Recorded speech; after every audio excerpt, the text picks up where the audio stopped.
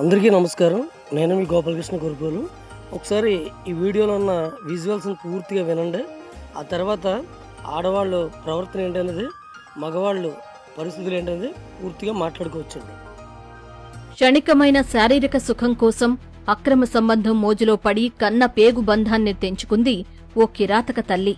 Hyderabad old అల్వాల్కు చెందిన రేఖకు 6 ఏళ్ల కూతురు తన్విక ఉంది. అయితే స్థానికంగా ఉండే సాయి అనే యువకుడితో రేఖకు వివాహితర సంబంధం ఏర్పడింది. ప్రియుడిని పెళ్లి చేసుకోవాలని ఆమె ఒత్తిడి చేయగా 6 ఏళ్ల కూతురు ఉండటంతో అతడు నిరాకరించి దూరం పెట్టాడు. దీంతో తన ప్రేమకు కూతురే అడ్డని భావించింది ఆ కర్కశ తల్లి. ఈ నెల 16న ఇంట్లో ఎవరూ లేని సమయం చూసి ఆ పసికందును మేడపైకి తీసుకెళ్లి నీటి ట్యాంకులో పడేసింది. ప్రాణాల కోసం ఆ చిన్నారి గిలగిలా కొట్టుకుంటున్న కరగని ఆ రాతి గుండె ట్యాంకు మూతపెట్టి ఊపిరాడకుండా చేసి అత్యంత కిరాతకంగా చంపేసింది. ఆపై పాప కనిపించడం లేదంటూ నాటకమాడింది. కాని అల్వాల్ పోలీసులు సీసీటీవీ ఫుటేజ్ ఆధారంగా విచారించడంతో తల్లి అసలు రంగు బయటపడింది. ప్రస్తుతం రేఖతో పాటు ఆమె ప్రియుడిని కూడా పోలీసులు అదుపులోకి తీసుకున్నారు. విన్నారు కదండి స్టోరీ అంతానే. ఈ రోజున కొంతమంది ఆడవాళ్ళు ఈ సభ్య సమాజంలో ఆడవాళ్ళందరినీ తప్పుపట్టడం, మగవాళ్ళందరినీ తప్పుపట్టడం. కొంతమంది ఆడవాళ్ళు మంచివాళ్ళు ఉన్నారు, చెడ్డవాళ్ళు ఉన్నారు. అలాగే కొంతమంది మగవాళ్ళు మంచివాళ్ళు ఉన్నారు, చెడ్డవాళ్ళు ఉన్నారు. సో ఇందులో ఎవరి బుద్ధి ఎవరిని ఎలా నాశనం చేస్తుందో తెలియదు. కానీ ఏదేమైనా కానీ ఒక చేసే తప్పు ఏదో ఒక రోజున ఖచ్చితంగా బయటపడాల్సిందే.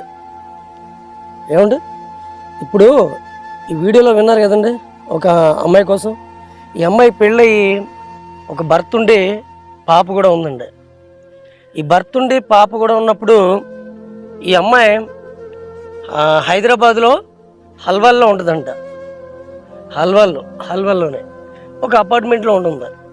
సో ఇక్కడ ఒక అబ్బాయిని ప్రేమించినప్పుడు ఆ అబ్బాయికి ఉన్న ప్రాబ్లమ్స్ ఏంటంటే, ఏమంటే ఈమె దగ్గర తనకు కూతురు ఉందని తెలిసి దూరంగా పెట్టాడంట. మీరు విన్నదే కాబట్టి. పెట్టినప్పుడు ఆ తల్లి ఎంత కిరాతకురాలో, ఎంత నరరూప రాక్షసో, ఎంత కసాయి మనస్తత్వం ఉన్నదో మనం విన్నామండి. ఈరోజు నేను ఒకటే చెప్తున్నానండి,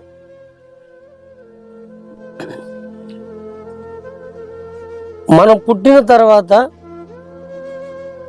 ఒక ఆడదానిగా పుట్టిన తర్వాత మనకి తెలుసో తెలియకో ఎన్నో తప్పులు జరుగుతాయండి ఒక్కొక్కసారి. అది ఎంతవరకు అంటే సభ్య సమాజంలో తల ఎత్తుకునేటట్టుగా ఉండాలి తప్పించి, అది తెలుసో తెలియకో చిన్న చిన్న తప్పులు తల దించుకునేలా ఉండకూడదు. ఈ రోజున ఒక ఆడది తప్పు చేసినా, ఒక మగాడు తప్పు చేసినా తెలుసో తెలియకో అది తల్లిదండ్రులకి అవమానకరంగా ఉండకూడదు. రెండవది, ఆ అమ్మాయికి పెళ్ళయింది. పెళ్ళైనప్పుడు భర్త, ఇక పెళ్ళైన భర్తే తన జీవితం. ఇక తల్లి తండ్రి కూడా కొంతవరకే. 100% ఎవరో భర్త అండి. ఈ భర్తకి చాలా ఇంపార్టెంట్ ఇవ్వాలి.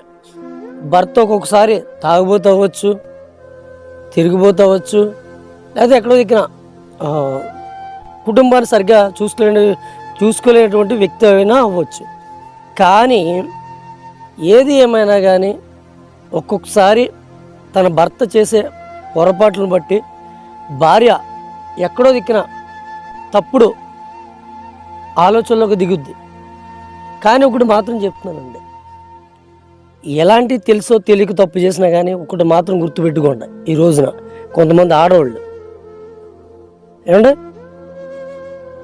తాళి కట్టిన భర్త ఎప్పటికైనా నీ కష్ట సుఖాల్లో నిలబడతాడు తప్పించి, నువ్వు కోరుకున్న ప్రియుడు, నువ్వు మోజులో పడిన ప్రియుడు ఏ రోజు కూడా నీ కష్టంలో, నీ బాధల్లో నిలబడ్డండి. ఎందుకంటే తనకు కావాల్సింది నీ దగ్గర సుఖం. ఆ సుఖం కోసం చూస్తాడు తప్పించి నీ బాగోగుల కోసం చూడ్డు, నీకు వచ్చిన పరిస్థితులు ఎదుర్కోవడానికి చూడ్డు. ఏమండి, ఎందుకంటే తనకి కావాల్సింది ఏంటంటే తనకి ఈ అమ్మాయికి ఎటువంటి ప్రేమానురాగాలు ఉండవు, బంధాలు ఉండవు, పాసాలు ఉండవు, ఏముండవు. ఆ బంధం, పాసం, ప్రేమానురాగాలు ఎవరిలో ఉంటాయంటే తాళి కట్టిన భర్తలో తప్పించి మరి ఎవరిలోనూ కూడా ఉండదండి. ఇది మాత్రం గుర్తుంచుకొని ప్రతిదీ ఒకసారి ఆడవాళ్ళు అయితే ఈ రోజున తాళి కట్టిన భర్తే ఎప్పటికైనా జీవనాధారం. తాళి కట్టిన భర్త అనేది లేకపోతే సొసైటీలో ఆ ఆడదాని జీవితం ఎంగిలి ఇస్త్రాకు లాంటిది. ఈ రోజున ఒకటి మాత్రం చెప్తున్నానండి, ప్రతి ఇంట్లో కూడా భర్త అయినా భార్య అయినా ఎక్కడో దగ్గర పొరపాట్లు జరుగుతాయి. భర్త వల్ల జరగవచ్చు, భార్య వల్ల జరగవచ్చు. సో ఎవ్రీథింగ్ దేని వలన జరగవచ్చు, ఏదో బలహీనత లేదు. కానీ అది ఎంతవరకు ఉండాలంటే భర్తకైనా ఆ పిల్లలకైనా నష్టం ఉండేటట్టుగా జరగకూడదు. ఈ రోజున ఆ ప్రియుడి కోసం ఆ పాప అడ్డొచ్చిందని చంటి పసిపాప అభంశుభం తగిలిన పసిపాపను ఆ అమ్మాయి ట్యాంకులో పడేసి మరి ఆ ప్రాణం విలువ తెలియకుండా తన కన్నది కూడా తన కన్నబిడ్డను 9 నెలలు మూసి మరి భూమి మీదకి తీసుకొచ్చినప్పుడు ఆ బాధ తను తెలుసు. అలాంటిది కూడా అంత కష్టమైనప్పుడు కూడా మరి ఆమెను ఎలాగా చంపుకోవాలనిపించిందో తెలియదు. కానీ ఆమె చేసింది అయితే చాలా తప్పు. ఇప్పుడు తప్పు చేసింది సరే, ఇప్పుడు ప్రియుడితో ఏమన్నా సుఖంగా ఉందా? ప్రియుడు ఏమన్నా తనకి సుఖ సంతోషాలు ఇచ్చాడా? మరి స్వర్గాన్ని ఇచ్చాడా? ఏది లేదు కదండి. ఏమైందంటే తను చేసిన పొరపాటు, తనకున్న బలహీనత ఎక్కడికి తీసుకెళ్ళిందంటే వాళ్ళు జైలు ఊసలు లెక్క పెట్టేటట్టుగానే తీసుకెళ్ళింది. ఈరోజు తను ఏమైనా సుఖపడిందా? లేదు. తన భర్త ఏమైంది? తన పిల్లలు ఏమయ్యారు? ఇవన్నీ కూడా గాలిలో పోయినట్టే. తను సాధించింది, సంపాదించింది ఏంటంటే తను తెలుసో తెలియక చేసిన తప్పుడు నిర్ణయం ఒక జైలు పాలు చేయడం అనేది జరిగిందండి. ఈరోజు ఒకటే చెప్తున్నానండి, భార్య అయినా భర్త అయినా, భర్త లోపం ఉంటే భార్య ఏదో పొరపాటు జరుగుద్ది, దాన్ని సరిదిద్దుకునేటట్టుగానే ఉండాలి. అంటే నేను తప్పులు చేయమని అంటలేదు, అంటే జరుగుతున్నాయి కాబట్టి వాటిని మళ్ళీ మీ భర్త దగ్గర క్షమాగుణం వచ్చేటట్టుగా, క్షమాపణ పొందుకునేటట్టుగా, మీ పిల్లల మధ్యలో మళ్ళీ మీరు కలిసి కుటుంబంలో జీవించేటట్టుగా ఆ తప్పుని సరిదిద్దుకొని మళ్ళీ కాపురం అనేది చేసుకునేలా ఉండాలి తప్పించి మీకు మీరు నష్టం తెచ్చుకునేలాగా, మీ పిల్లలకి ప్రాణహాని వచ్చేలాగా, మీ భర్తలను చంపేలాగా ఇలాంటి స్థితిగతులు ఏమాత్రం పెట్టుకోకూడదండి.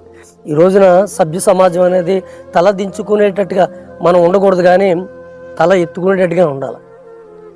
పొరపాట్లు జరగవని అన్నం, జరుగుతాయి ఏమండి.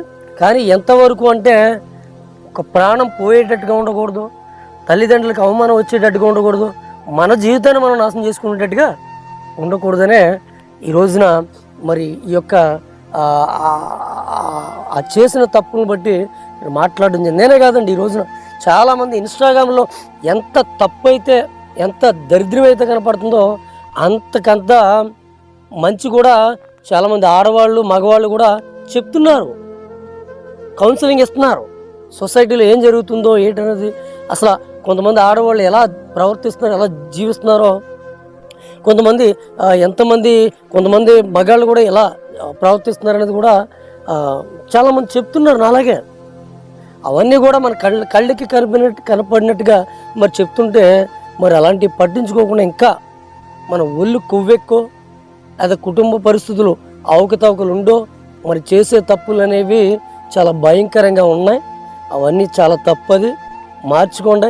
మనం చాలామంది సోషల్ మీడియాలో చూస్తూ ఉన్నాం, దొంగ నా కొడుకులు ఉన్నారండి. ఈ రోజున మగాళ్ళు కూడా చాలామంది దొంగ నా కొడుకులు ఉన్నారు. అవసరానికి వాడుకుని మీ బ్రతుకులు నాశనం చేసేసే ఆ మగజాతిలో కూడా కొంతమంది ఉన్నారు. ఇది మాత్రం గుర్తుంచుకోండి. మీ కాపరాలు పోవడానికి కారణం ఇలాంటి వాళ్ళు బట్టే ఉంటుంది. మీ ప్రాణాలు పోవడం, మీ ఇంట్లో కుటుంబంలో ఉన్న పిల్లల ప్రాణాలు కానీ, భర్తల ప్రాణాలు కానీ పోవడానికి కారణం ఇలాంటి దుర్మార్గులు ఉంటాయి. అయినప్పటికీ కూడా వీళ్ళు ఎప్పుడు కూడా బాగుపడిపోరు. ఏదో ఒక రోజున వాళ్ళు చేసిన తప్పేటి అనేది ఎప్పటికైనా వాళ్ళకి ప్రాణహాని కానీ అకాల మరణాలు కానీ ఎలాంటి పనికి భయంకరమైన పరిస్థితులు అనేవి వాళ్ళకి రావడం జరుగుతుంటే ఏమాత్రం కూడా బాగుపడిపోరు. ఎందుకంటే కర్మ అది, కర్మ సిద్ధాంతం అనేది ఎప్పటికైనా ఇబ్బంది పడుతుంది. నాకు తెలిసి ఒకటే చెప్తున్నాను, ఒకవేళ మీకు ఏమైనా ఎఫ్ఐఆర్స్ ఉంటే అది ఎంతవరకు అంటే ఆ ఎఫ్ఐఆర్స్ వరకునే ఉండాలి. మీ ఇంటిగా మీ వెనకాల మీ భర్తకు కానీ మీ పిల్లలకు కానీ నష్టం వచ్చేటట్టుగా ఉండకూడదని నేను మరొక్కసారి మీ అందరికీ నేను ఒక హెచ్చరిస్తూ మీ మంచి కోరి చెబుతా ఉన్న విషయం అండి. ఉంటానండి. దయచేసి ఎవరు కూడా తొందరపడి నిర్ణయాలు కానీ బలహీనతలకు కానీ వెళ్ళకుండా ఉండాలని నేను ఈ యొక్క నా వీడియోని మీ అందరి ముందు కూడా తీసుకొస్తున్నానండి. ఉంటానండి. బాయ్ అండి. మరొక వీడియోతో మళ్ళీ మీ ముందుకు రావాలని కోరుకుంటాను. ఏమండి, ప్రతి విషయం కూడా మీకు చెప్పాలి. సొసైటీలో చాలామందికి చాలా విషయాలు చెప్పాలి. అవన్నీ కూడా తల్లిదండ్రుల పిల్లల పట్ల ఎలాంటి అవగాహనతో ఉన్నారు, ఎలాంటి కేర్ తీసుకోకుండా ఉన్నారు, ఇవన్నీ ఇంకా చాలా చాలా చాలా విషయాలు ఉన్నాయండి. అవన్నీ కూడా సొసైటీలో చాలామంది తెలియని వ్యక్తులకి తెలిసి కూడా కళ్ళు నెత్తికెక్కిపోయిన వ్యక్తులకు కూడా వివరించి చెప్పాలనే నా ఉద్దేశం, నాలాంటి వాళ్ళ ఉద్దేశం. అది ఆడవాళ్ళు కావచ్చు, మగవాళ్ళు కావచ్చు. ఏమండి, ఉంటారండి. బాయ్ అండి.